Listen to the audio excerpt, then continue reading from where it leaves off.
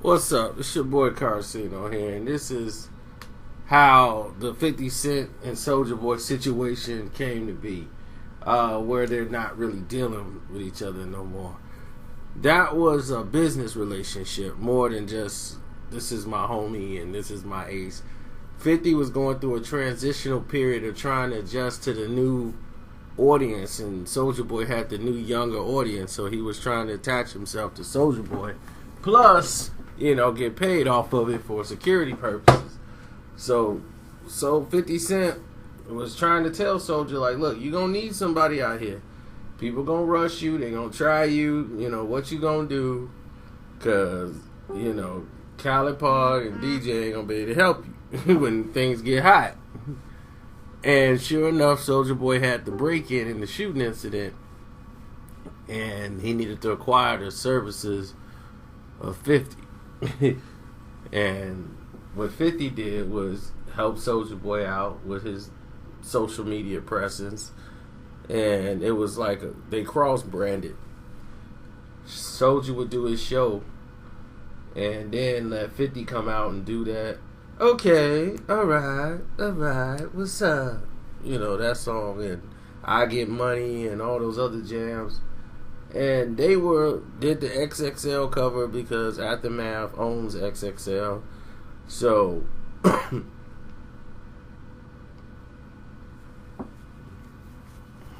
it was one of those situations where Vanessa do anything for 50. She's all those magazine owning chicks, the girls there. I don't know why they present themselves like that. They're such a fan of the artist, they just can't help but to sleep with them. But anyway, they were always going to get the cover. So 50 Cent, Soulja Boy on the cover. That was it. And once I see the situation going the way it was with Cat Stacks and all of that situation that broke out, Stacks on deck, Cat Stacks on deck, and all that stuff, and Fabulous got into it with Soulja because of that. And he was just joking. Fabulous and 50 are cool. So they sitting over there. They got Soulja Boy on. He don't even know he being followed at the airport by Fabulous and them crew. 50 had to come, take care of the situation, calm it down, and fix it. So 50 did a lot of work for Soulja and got him out of a lot of beefs and got him out of a lot of jams. Once Soulja Boy lost his record contract after his album flopped, the second one, and that was basically it. And then they was like shelved the rest of his project, money was cut, and then they had all these other new artists coming out, and Soulja became like something of the past, and he was coming an old relic fast. So now he's trying to find a way to stay relevant. So he's doing all this other type of stuff he was doing, man. All this social media. He was already the king of that, but then everything started to unravel. So he went to hanging out with Gucci and Gucci Man and OJ the Juice Man. And who else was that? Rest in peace, Shorty Low. So they were all a clique. That didn't work.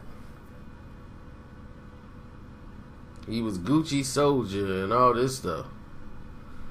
That didn't work out. So all of this stuff was going on. 50 was no longer in the Soulja Boy business because Soulja Boy couldn't afford to keep paying 50 to be there. Now, all of a sudden, he started bringing out this message, this old tweet 50 had back in the day when he was, anybody mess with Soulja, they got to deal with 50. You know, he just dug that back up and threw it on social media. But him and Fifth ain't been down like that. Now, Chris Breezy came along because Fifth can use Breezy as far as the singing and everything else to get to the female audience and help bring his tracks out. And as you can see, putting Chris Brown on I'm the Man helped make this track go sell 500,000 copies. That Romeo and Juliet they did together was awesome. So they work really good together. So 50 saying this is a good relationship, this is a good thing I got going on with Chris. I want to keep Chris on the fold under the umbrella. I could fix Chris Brown's everything and we can get rolling with Chris. So it's just a business move actually. But now that they had this fight transpire and they finna get everything back on course, you know, everything was cordial, no real problems, no beef. But now, you know, he's so close with Chris and he ain't really that tight with Soulja. Soulja just talking reckless to Chris. They got their little situation. He started talking reckless to 50 because 50's just trying to promote it, talking about, you know, Soulja. He finna get beat up. He gonna get knocked out. So Soulja like, man, what you talking about, boy? You better watch what you saying to me and this and that. You know, Soulja just talking tough. And he was like, yeah, you know, on social media. And he said something he shouldn't have said. Like, yeah, man, we don't respect the person that got hit. We respect the shooter around here. And why he say that for? He got a call today from 50. And that's not the phone call he wanted to get. So while getting his hair cut, he had to address some things and say, look, there's no beef with me and 50. I'm just, wait, that's my big bro from XXL pictures and everything else. That's my bro, man. Like, it's me and 50, man. We cool, we bros, you know, no problems. You know, me and Chris, we gonna fight, and that's it. And the fight's supposed to be in Vegas now in March. When he talking about get tickets, it's like y'all don't have a date yet. Y'all keep saying MGM Grand in March, but we got to see what transpires first. Because there's a lot of stuff going on in March that might not be happening. You know, like March Madness. So during March Madness, I don't think a lot of people are gonna be wanting to let's go to Vegas to see this fight.